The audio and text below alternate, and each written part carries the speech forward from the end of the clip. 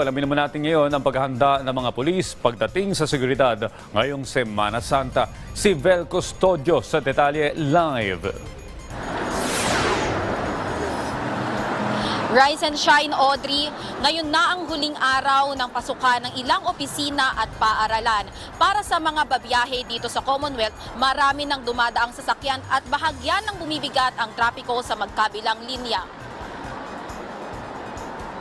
Nagkakaroon na ng pagbagal ng trapiko lalo na sa North Fairview.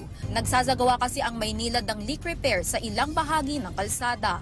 May pagbabagal din sa mga ginagawang MRT 7 stations, zipper lane at maging sa mga papunta sa Quezon City Memorial Circle. Bukod sa maraming volume ng sasakyan, may mga construction kasi sa QC Memorial Circle.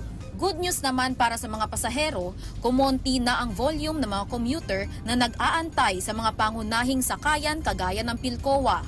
Ayon sa MMDA, marami nang unang umuwi sa mga probinsya. Marami na rin ang bus at jeep na nagsasakay ng pasahero. Mga nakaraan po, medyo matagal po kasi ang daming pasahero po talaga. Ang daming nag-aantay. Mga 5 to 10 minutes, mga punuan dumadating yung jeep po. Yun. Ngayon po? Ngayon po, medyo maluwag naman.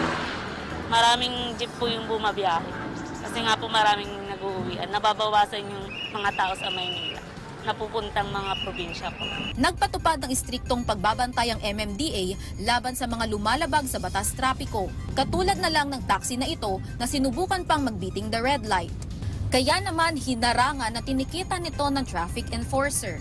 Basa na ang kalsada dito sa Commonwealth dahil sa pag-ulan kaninang madaling araw. Dahil dito, sumemplang ang motor na ito dahil sa dulas ng kalsada.